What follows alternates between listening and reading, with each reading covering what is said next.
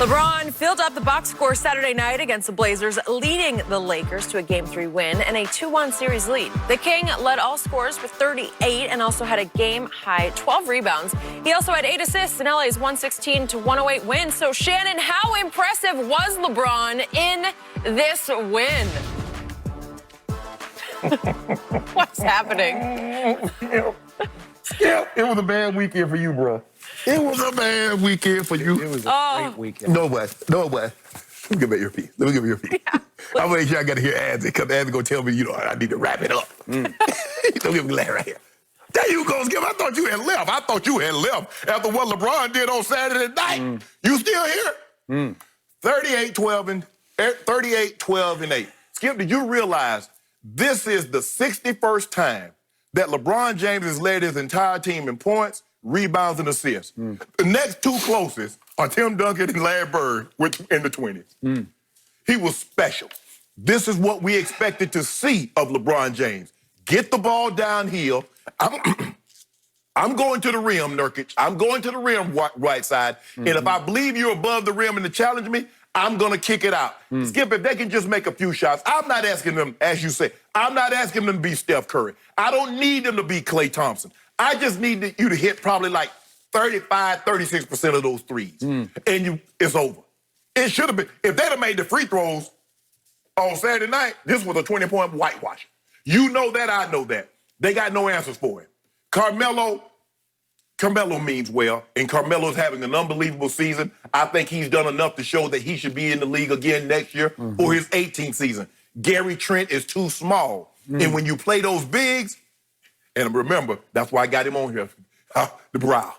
They got no answer. He should murk everybody when he walks on the court. Anthony Davis needs to leave when he leaves his hotel room, he needs to say, I am a generational talent. I'm murking everybody tonight. Nobody can see me. I'm the baddest mofo here. And that's the approach. And he took that approach. And everybody went, look at it. See, I told you AD saw. Nah, AD had 5 points in the first half. Had he made his free throws, he'd had 12. But then all of a sudden, the same thing happened. Remember game 3, Skip? I mean, game 2? He got it. Give me that white side. Boom. Come in, Nurkic. Boom. And then he got that mid-range game going. Woo, Skip. Then he finished that, hit 11 on him in the third, and then 12 in the fourth. And the coach says, hold on.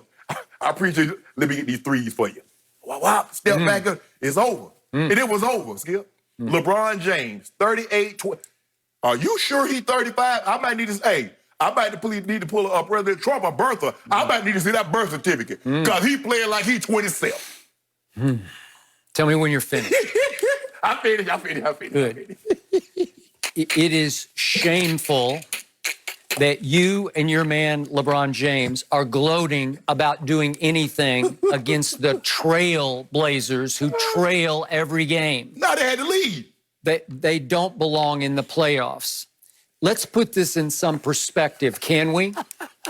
What is Toronto doing, or what has Toronto done now to Brooklyn? They swept them. Swept them. Yeah. By an average of 21 points a game, Toronto just swept Brooklyn right out of the playoffs. What happened when Portland played Brooklyn for the right to get in the playoff game, the play-in game, right? It went to the wire, and it took Karis LeVert missing a jumper that was very makeable. CJ did a nice job on him for once, because Portland is by far the worst defensive team in the whole bubble. They're pathetic because they came in to the bubble 29-37. They were 12 games under 500 when they hit the bubble. Yes. And now they're a grand total of 35-39. 35-39. And you're over there gloating about a mismatch that should have been a sweep. I called it a sweep sitting right here. I said this should be an easy sweep. Nope. And your man, the King, game 1, he's got the basketball in his hands with a 6-point lead with 7 minutes to go, and he upchucks. The whole team upchucked because AD in that game stood for all done in the fourth quarter. You know and I know you cannot trust him when the chips are down against a legitimate team. You know and I know what Charles Barkley said the other day is exactly right. He doesn't have that dog in him. If he suddenly realizes he's got a supreme advantage, he can front run with Bron because nobody can front run better than LeBron James. Kawhi? Oh, stop it. LeBron, we got to. This was the ultimate of that game on Saturday night. At the end of this game, LeBron makes a three, and he's like a 34% three-point shooter, so he's not exactly a hot hand. What did he do at the end of the game when he made his last three? What did he do? He backs down the court. Here it is. He decides, I got this. That put him up 14, front runner, and he's mean-mugging going down the court. He is mean-mugging the Portland Trailblazers. And I immediately tweeted, at least save it for the next round. You're wasting that on them? You're a tough guy, LeBron. You're killing the Trailblazers. Way to go. You're killing Carmelo, or what's left of Carmelo. Now stop it. To Carmelo. Just stop it. And whatever happened to Dame time? Can somebody explain to me? I've been hearing Dame time, Dame time. I've been hearing across the table special from Shannon Sharp. He is special. He is, absolutely. In fourth quarters, I can't find him. The other night in the fourth quarter, the game was still hanging in the balance, and he goes 1 for 6 from the field and 0 for 4 from 3. Can we see those 4? I don't know. Maybe I just fictionalize these. Maybe I'm exaggerating. There's the first one. No. He's being guarded by Alex Caruso. Alex Caruso, come on, Dame. That's way short. Legs. He didn't have a legs. Oh, it's a leg situation. Look at this. It was his hand. Oh, that just airballed and missed the rim. At least it hit the backboard. Skip. Hold on, Skip. You do realize. What are you doing? For the last Dame time? For the last 3 weeks, they had to win almost every game. He's playing 42, 43 minutes a night. You can't continuously play. And he's playing every other day. This is not 2 days off in between. He's been playing 42, 43, 44 minutes every other day for 3 weeks now.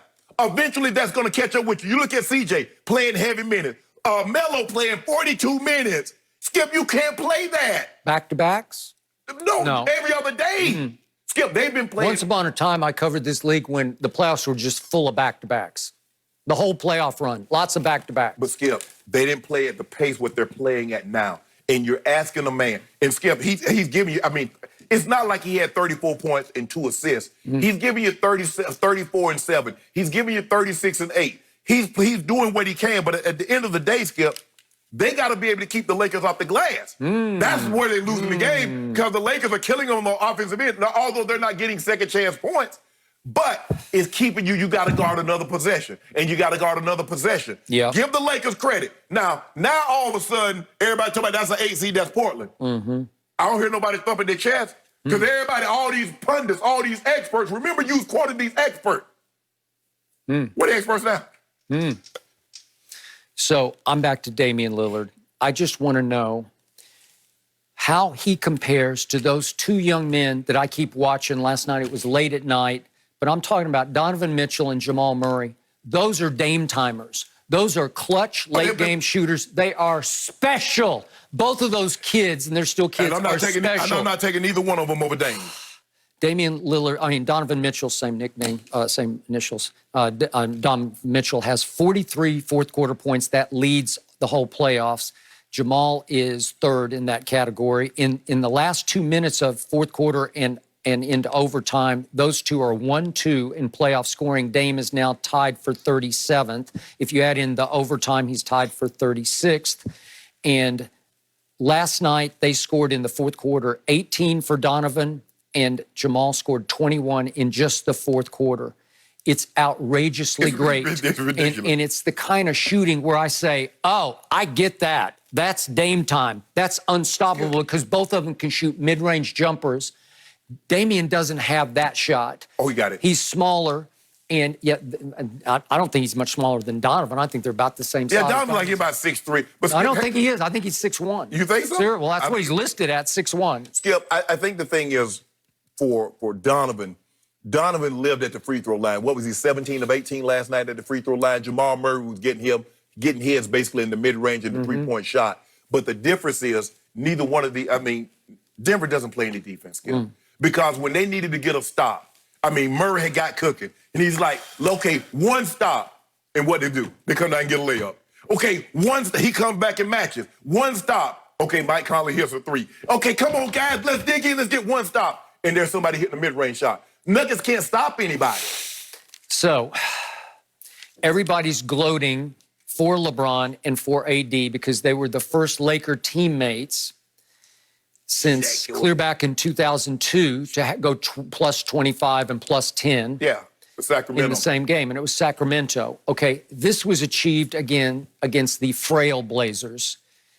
That was achieved back in 2002 in Game 7 of the playoffs at Sacramento against a team that went 61-21. That was the franchise record number of wins for Chris Webber and company. 61 wins. Again, the frail Blazers right now are 35-39, and you're gloating about that? They're in the So playoff. Shaq and Kobe did that at Sacramento. It was also, if you tack on the 8 assists, it was the first time in a playoff game since 2014 that two teammates had plus 25, plus 10, and plus 8 assists. That was KD. That was Russell Westbrook. Okay. That game was a game 6, I believe. It was at the Clippers. It was CP3, Blake, DeAndre, JJ Redick. Okay. That was a real basketball team that won 57 games. That's the most a Clippers team has ever won in franchise history. That real Clipper team, and it still didn't advance past the second round. Okay, but that's it was a real team. But this is pathetic. But wait a minute. Skip. Okay, and so now LeBron is gloating or taking credit How did for. he take? What did he take? He's past.